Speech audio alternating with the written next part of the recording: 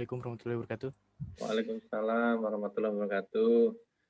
Baik, Bapak dan Ibu, kita lanjutkan pembahasan usulan penelitian atas nama mahasiswa Dani Ilham. Terima kasih untuk Pak Agung, tetapi Pak Agung sekarang sedang izin sholat. Kemudian Bu Jerry dan Bu Nurwa yang di sini juga selaku dosen konsultasi, tetapi tidak berarti tidak bisa menguji. Jadi bisa menguji semuanya, baik saya pun nanti bisa juga sebagai penguji statusnya. Saya akan cek secara cepat persyaratan untuk saudara. Tadi sudah saya lihat, ini saudara sudah tempuh lulusnya 139, betul? Iya Pak, benar Pak. Iya. Ya, silahkan Bu Cherry untuk sholat dulu. Jadi kalau dengan 6 ini menjadi 145 gitu ya. Iya Pak. Kemudian pendaftaran proposal sudah oke. Kemudian TOEFL-nya berapa nilainya? Masih belum lulus Pak, 470. 410, sedikit lagi itu kurang 2 pertanyaan lagi tuh. Iya Pak. Bisa 3 untuk 477 ya, nanti dites lagi ya, diikuti ya sambil mengerjakan kalau memang ini disetujui. Kemudian saudara juga sudah mengumpulkan laporan kerja praktek, kemudian rencana studi juga. Masih ambil 19 SKS kamu? Itu Ya. untuk metode penelitian kemarin Pak, semester kemarin. Oh, semester kemarin ada buktinya sudah metodologi. Dapat apa metodologi? AB kalau nggak salah Pak. Oh, AB. Oh ya, ini tes TOEFL-nya ada 470 ya, online. Ya, saya beri kesempatan untuk presentasi seperti peraturan yang sudah dibacakan Bu Jerry. Saudara usahakan 15 menit. Saya persilahkan. Baik Pak, izin share screen.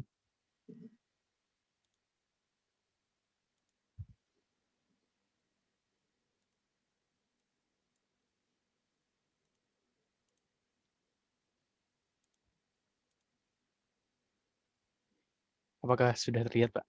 Sudah, ya silakan. Bismillahirrahmanirrahim. Assalamualaikum warahmatullahi wabarakatuh. Waalaikumsalam warahmatullahi wabarakatuh. Selamat sore. Terima kasih kepada Bapak Ibu dosen penguji atas kesempatan yang telah diberikan. Pada kesempatan ini, saya akan mempresentasikan proposal tugas akhir saya yang berjudul Analisis Penentuan Lokasi Alternatif TPA Sampah untuk Kota Malang menggunakan metode Simple Additive Weighting atau SAW. Disusun oleh saya, yaitu Dani Ilham Zegdavian, NRP 033111740000070, dengan dosen konsultasi Bapak Yanto Budi Susanto dan Bu Nurwati. Untuk outline pada penelitian ini, saya bagi menjadi 3, yaitu pendahuluan, metodologi, dan jadwal kegiatan. Untuk pendahuluan, yang pertama untuk latar belakangnya, sampah pada dasarnya merupakan suatu material sisa yang terbuang atau dibuang dari suatu sumber hasil aktivitas manusia maupun proses alam yang tidak mempunyai nilai ekonomi, bahkan dapat mempunyai nilai yang negatif karena dalam pengelolaannya ini cenderung memerlukan biaya yang cukup besar. Pengelolaan sampah merupakan masalah yang sangat penting di berbagai negara berkembang, dengan laju pertumbuhan yang selalu meningkat, pengembangan ekonomi yang berkelanjutan, dan peningkatan standar hidup masyarakat menyebabkan meningkatnya jumlah sampah di negara berkembang. Di sisi lain, jumlah dan belum tepatnya pengelolaan sampah di TPA, serta permasalahan terkait dasar hukum, institusi pengelola sampah, teknik, dan biaya membuat problema sampah ini menjadi semakin serius. Kota Malang ini terletak di Provinsi Jawa Timur yang dikelilingi oleh Kabupaten Malang dan Kota Batu. Berdasarkan data dari SIPSN atau Sistem Informasi Pengelolaan Sampah Nasional, sampah di Kota Malang pada tahun 2019 perharinya adalah sebanyak 670,47 ton yang diakumulasi dalam 1 tahun ini sebanyak 244.720,24 ton, yang meningkat pada tahun 2020 menjadi 674,11 ton perharinya, dan untuk 1 tahunnya itu sebanyak 246.050 ton. Sedangkan TPA di Kota Malang ini hanya ada satu, yaitu TPA Supit Urang yang terletak di Kecamatan Sukun, Kota Malang.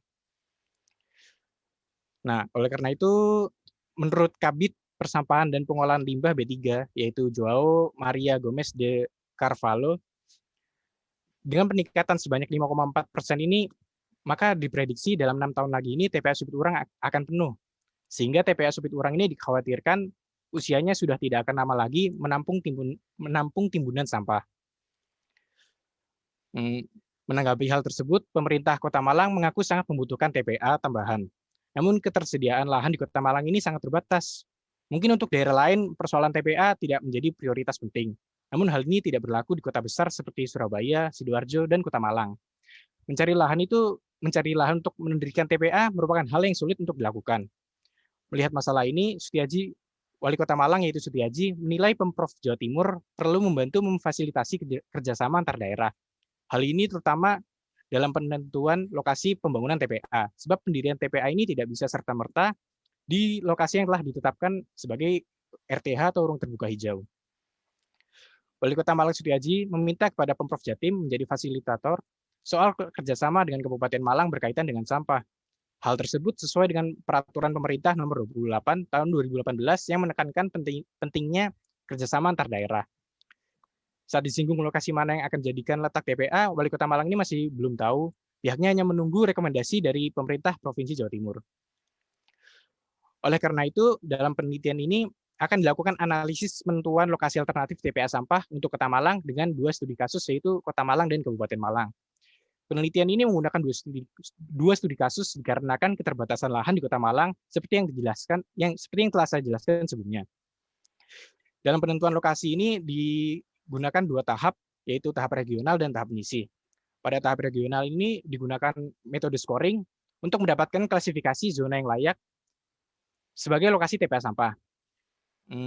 Metode scoring ini merupakan suatu metode pemberian skor atau nilai terhadap masing-masing nilai parameter untuk menentukan tingkat kemampuannya.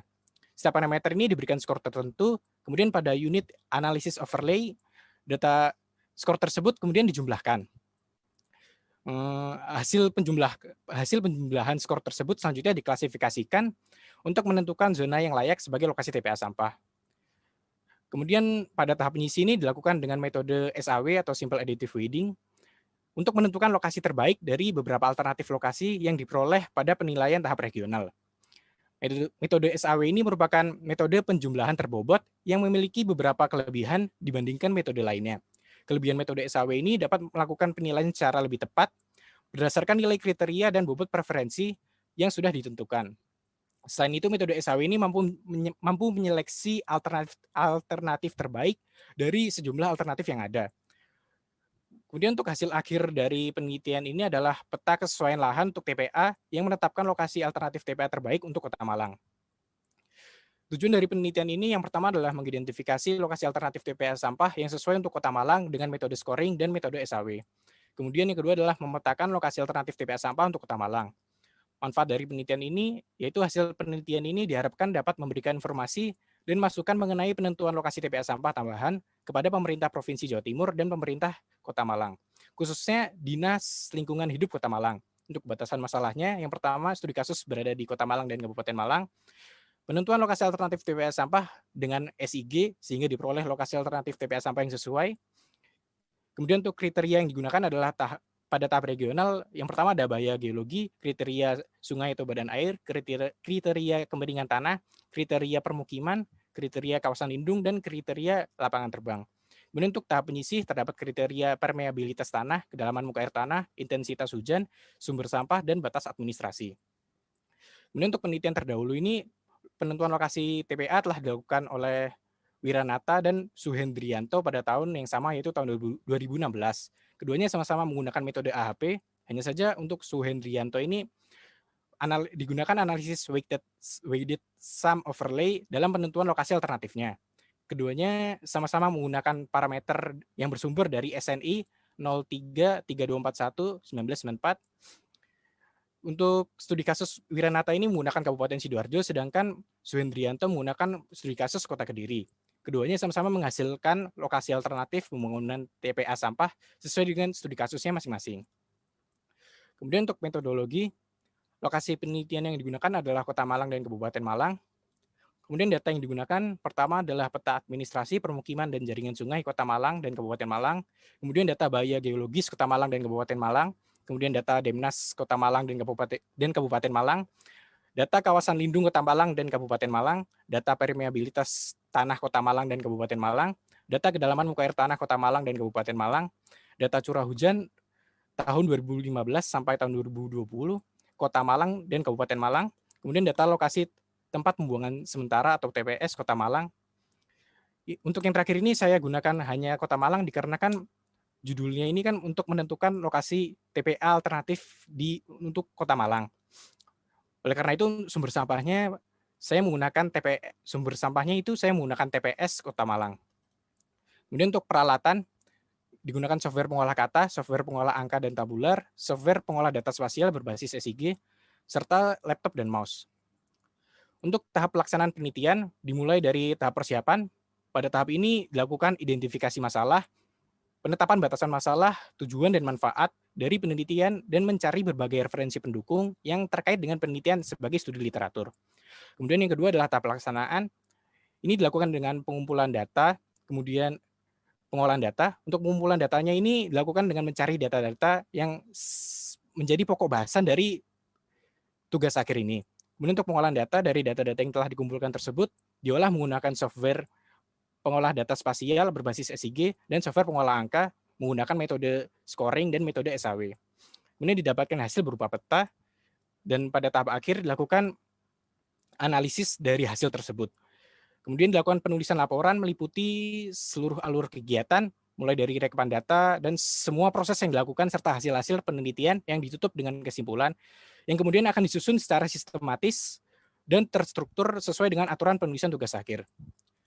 Kemudian pada tahap pengolahan data, dimulai dengan pemilihan lokasi TPA ini pada tahap awal adalah tahap regional, digunakan 6 data.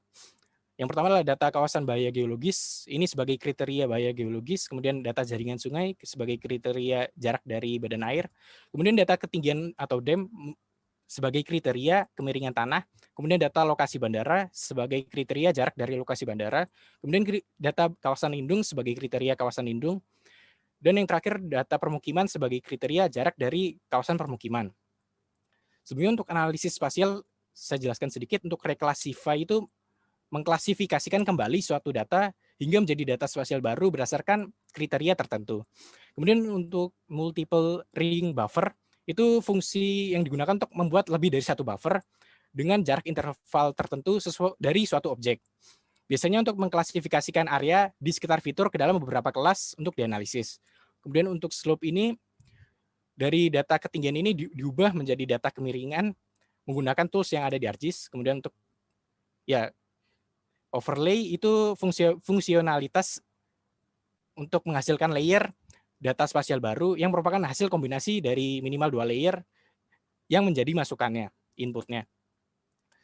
Nah, untuk data jaringan sungai ini dilakukan multiple ring buffer dikarenakan untuk mendapatkan kelas jarak dari objek tersebut, sama halnya dengan lokasi bandara, jarak dari lokasi bandara dibagi menjadi beberapa kelas, dan data permukiman juga jarak dari permukiman dibagi menjadi beberapa kelas. Nah, semua data tersebut dilakukan reclassify sesuai dengan kriteria yang sudah ditentukan skala penilaiannya.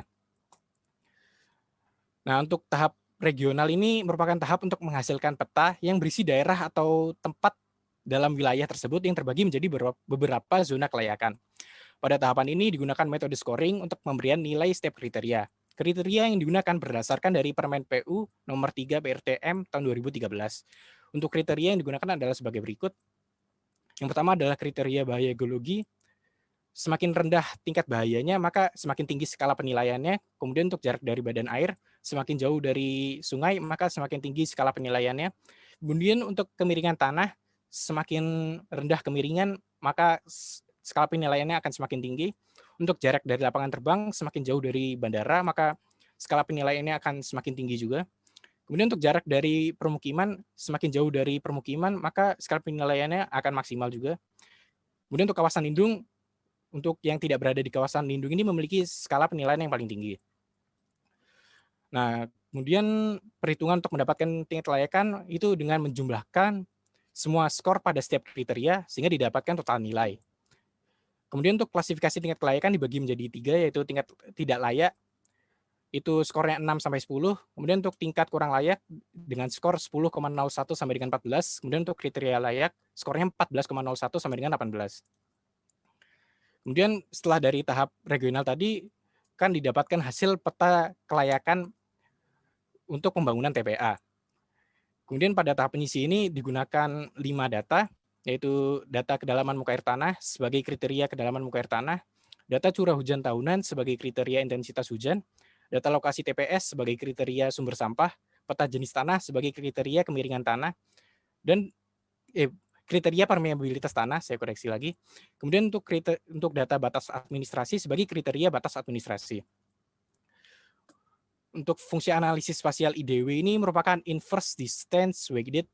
Metode ini merupakan metode penentuan atau deterministik yang sederhana dengan mempertimbangkan titik di sekitarnya. Jadi semakin jauh data sampel, maka nilai interpolasinya akan semakin mirip, tetapi jika semakin jauh, maka interpolasinya akan semakin berbeda. Untuk data lokasi TPS ini digunakan multiple ring buffer untuk mendapatkan jarak dari sumber sampahnya tadi. Untuk data curah hujan tahunan ini dilakukan IDW dikarenakan data curah hujan tahunan ini yang didapatkan berupa data titik dari masing-masing stasiun yang perlu diinterpolasi menjadi peta interpolasi intensitas hujan. Seluruh data ini juga direclassify sesuai dengan kriteria yang sudah ditentukan skala penilaiannya. Sebenarnya saya jelaskan terlebih dahulu untuk tahap penyisi ini merupakan tahapan untuk menghasilkan lokasi terbaik di antara beberapa lokasi yang dipilih dari zona-zona kelayakan pada tahap regional. Pada tahapan ini digunakan metode SAW untuk membuat keputusan lokasi alternatif TPA yang terbaik dari beberapa zona yang masuk dalam klasifikasi layak untuk TPA. Oleh karena itu data-data tadi akan dilakukan klip sesuai dengan zona layak pada tahap regional tadi. Nah, kemudian untuk bobot kriteria dan skala penilaiannya digunakan dalam penelitian ini berdasarkan dari SNI 0332411994. Berikut adalah kriteria yang digunakan. Yang pertama untuk kriteria tingkat permeabilitas tanah ini bobotnya 5. Semakin rendah tingkat permeabilitasnya maka skala penilaiannya semakin maksimal. Kemudian kedalaman muka air tanah ini bergantung dengan permeabilitas juga, dan semakin dalam muka air tanah tersebut maka skornya akan semakin tinggi. Kemudian untuk intensitas hujan, semakin rendah intensitas hujan maka skala penilaiannya akan maksimal. Kemudian untuk jarak dari sumber sampah, semakin dekat lokasi TPA dengan jarak dengan sumber sampah yaitu TPS, maka skala penilaiannya itu akan maksimal juga.